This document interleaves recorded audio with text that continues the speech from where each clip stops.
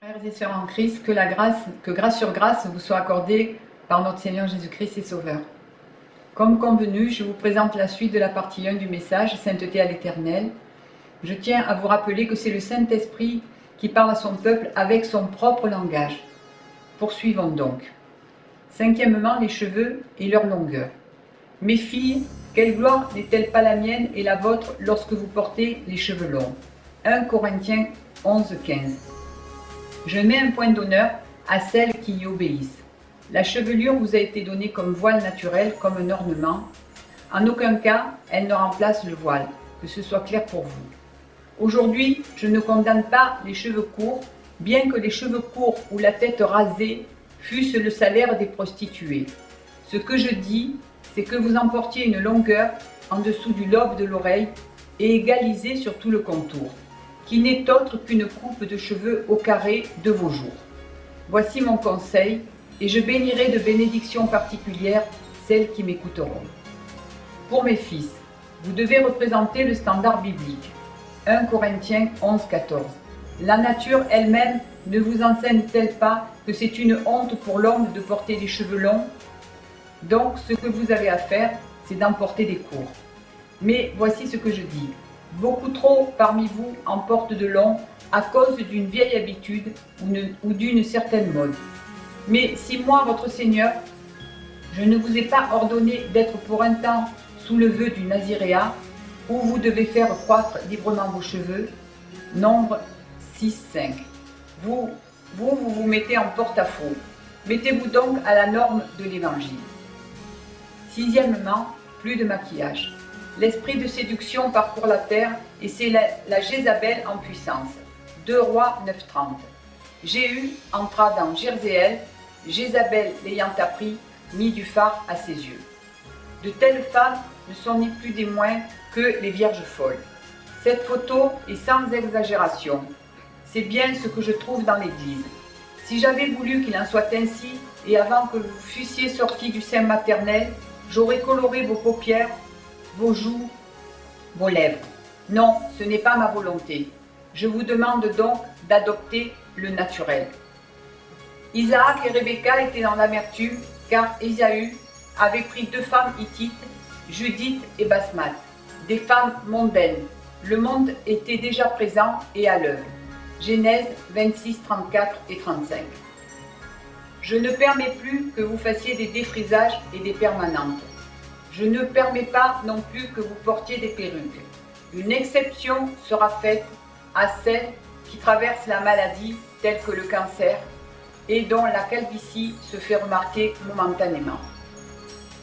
Plus de tatouages tels que sourcils et autres comme le contour des lèvres et comme le grain de beauté appelé aussi mouche. J'avais dit, mon peuple est détruit parce qu'il lui manque la connaissance. Osée 4,6. Vous êtes nombreux à vous rendre dans ces instituts de tatouage, mais en le faisant, vous allez à mon encontre. N'aimez point le monde, ni les choses qui sont dans le monde. 1 Jean 2,15. Celui et celle d'entre vous qui aiment lire les Écritures peuvent y voir dans le livre du Lévitique au chapitre 19 et au verset 28 qu'il est écrit, version second 21, « Vous ne vous ferez pas de tatouage, je suis l'Éternel. » Ou « Vous n'imprimerez point de figure sur vous, je suis l'Éternel. » Version Louis II. Les piercings. Voilà autre chose. Dans l'Ancien Testament, les esclaves étaient percés aux oreilles. Alors son maître le conduira devant Dieu et le fera approcher de la porte ou du poteau, et son maître lui percera l'oreille avec un poinçon, et l'esclave sera pour toujours à son service. Exode 21:6. Aujourd'hui, vous êtes libres en Jésus-Christ. Dans l'Épître aux Galates, chapitre 5, verset 13, mon serviteur Paul est précis. Vous avez été appelés à la liberté, seulement ne faites pas de cette liberté un prétexte de vivre selon la chair. Et en pratiquant ces choses, vous vous rendez vous-même esclaves du monde, au prince de ce monde. Et vous savez ce qui a été dit, ce sont mes propres paroles. Car le prince du monde vient, il n'a rien en moi. Jean 14, 30. Vous quittez tout cela. Quelle que soit la partie de votre corps qui a été percée, vous ôtez tout cela. Hommes et femmes, délaissez les cosmétiques. Plus de crème anti-âge, plus de crème anti-rides, plus de crème anti-taches, plus de crème anti-affaissement, plus de crème défroissante, plus de crème amincissante.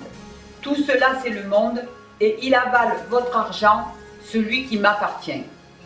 Un corps gras suffira pour hydrater, un lait visage et corps à base d'huile d'olive fera l'affaire. Plus d'ongles colorés, ni de faux ongles. Rien de faux dans ma maison, ni rien d'ajouté. Septièmement, plus de coloration, plus de mèches. Le monde vous a donné la possibilité de changer les choses. Et femmes et hommes parmi mon peuple y ont adhéré et s'y sont joints. Voici ce que moi-même j'ai dit, Matthieu 5,36. Ne jure pas non plus par ta tête, car tu ne peux rendre blanc ou noir un seul cheveu. Aujourd'hui, il en est tout autrement pour vous. Vous prenez plaisir à écouter L'Oréal qui vous dit « parce que vous le valez bien ». Mais moi, votre Dieu, je ne dis pas cela. Mon fils, ma fille, cesse de te colorer, n'ayez pas peur ni honte de vieillir. Écoutez donc ma parole. Proverbe 16, 31. Les cheveux blancs sont une couronne d'honneur. C'est dans le chemin de la justice qu'on la trouve. À qui voulez-vous plaire? Écoutez donc mon serviteur Paul. Galates 1, 10. Et maintenant, est-ce la faveur des hommes que je désire ou celle de Dieu? Est-ce que je cherche à plaire aux hommes? Si je plaisais encore aux hommes, je ne serais pas serviteur de Christ. Plus d'extension de cheveux ou d'extension de laine. Je veux voir vous faire paraître le naturel. Il en va de soi que pour vos enfants, il doit en être de même. Je répète, plus de perruques. Pour les femmes et les hommes. Aux femmes, je dis, acceptez et aimez ce que je vous ai donné. Aux hommes, je dis, combien parmi mes serviteurs portent des cheveux postiches, plus communément connus sous l'appellation moumoute. Acceptez d'être chauve. Ne vous ai-je pas déclaré pur? Lévitique 13, 40. Lorsqu'un homme aura la tête dépouillée de cheveux, c'est un chauve, il est pur. Voici, je vous dis, et je le répète, plus de perruques. Une exception sera faite à ceux ou celles qui traversent la maladie telle que le cancer et dont la calvitie se fait remarquer momentanément. Huitièmement, plus d'apparat. Moi, je suis celui qui sonde les cœurs et les reins et je sais d'avance que vous n'allez pas aimer. Alors, que vous dirai-je? Eh bien ceci, par ma parole dans Luc 14, 33. Ainsi donc, quiconque d'entre vous ne renonce pas à tout ce qu'il possède ne peut être mon disciple. Et dans Philippiens 3, 8, et même je regarde toutes choses comme une perte à cause de l'excellence de la connaissance de Jésus-Christ mon Seigneur, pour lequel j'ai renoncé à tout et je les regarde comme de la boue. Femmes, quittez vos parures qui ne dureront pas, celles qui sont d'or, celles qui sont d'argent et celles qui sont factices. Elles ne servent à rien, si ce n'est encore une fois à attirer l'attention. Même chose concernant les montres en strass. Préférez le sobre. Mais après tout, n'avez-vous pas l'heure sur vos portables? Pourquoi vous encombrer? Jacob connaissait déjà mes lois. Voyez ce qu'il dit. Genèse 32, 5. Ôtez les dieux étrangers qui sont au milieu de vous, purifiez-vous et changez de vêtements. Non pas uniquement parce que les vêtements étaient sales, mais parce qu'ils appartenaient déjà au monde. Ne savez-vous pas que les richesses de ce monde sont pourries, bien que je puisse en donner seulement s'il me convient de le faire, et que l'or et l'argent sont rouillés. Jacques 5, 2 et 3. Écoutez ce que fit Jacob. Genèse 35, 4. Ils donnèrent à Jacob tous les dieux étrangers qui étaient entre leurs mains et les anneaux qui étaient à leurs oreilles. Jacob les enfouit sous le térébinthe qui est près de Sichem. Les choses du monde doivent être enfouies. Levez tout cet apparat, il n'a aucune valeur. Ne travaillez pas pour votre mise, ne travaillez pas pour les choses terrestres, mais travaillez pour les choses célestes. Mon peuple doit se démarquer du monde.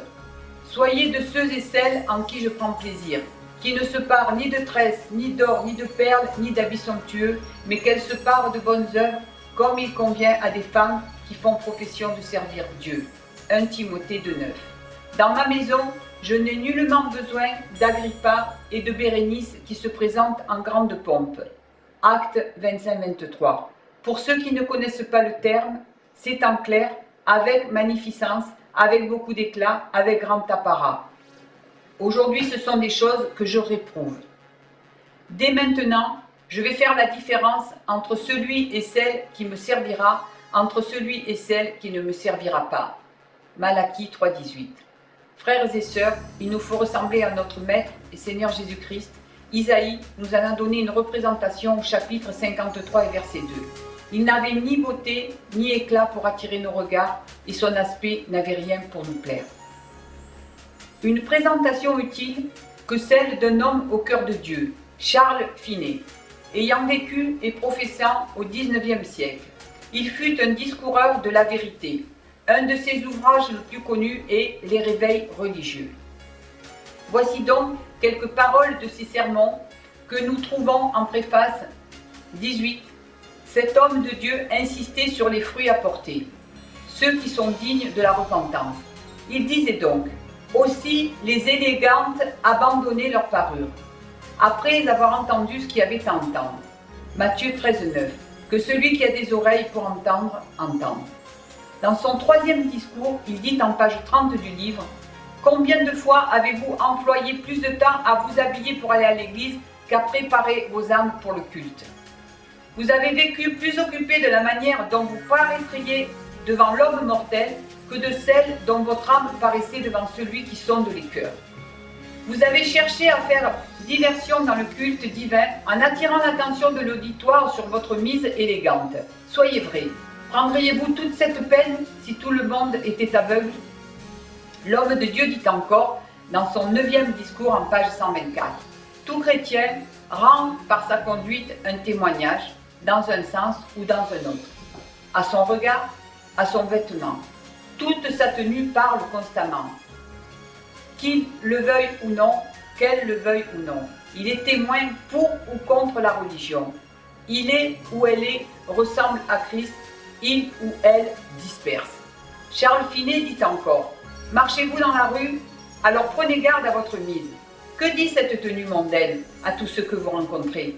La réponse est que votre tenue donne l'impression que vous désirez paraître attrayante. » Charles Finet ajoute, dans ce même discours, avec un rappel de la parole, 2 Timothée 2,9 et 10. « Je veux aussi que les femmes soient vêtues d'une manière décente avec pudeur et modestie, ne se parent ni de tresses, ni d'or, ni de perles, ni d'habits somptueux, mais qu'elles se parent de bonnes œuvres comme il convient à des femmes qui font profession de servir Dieu. » Charles Finet continue encore, « Qu'elles agissent en conséquence, il s'agit bien entendu encore des femmes, et leur conduite parlera au monde.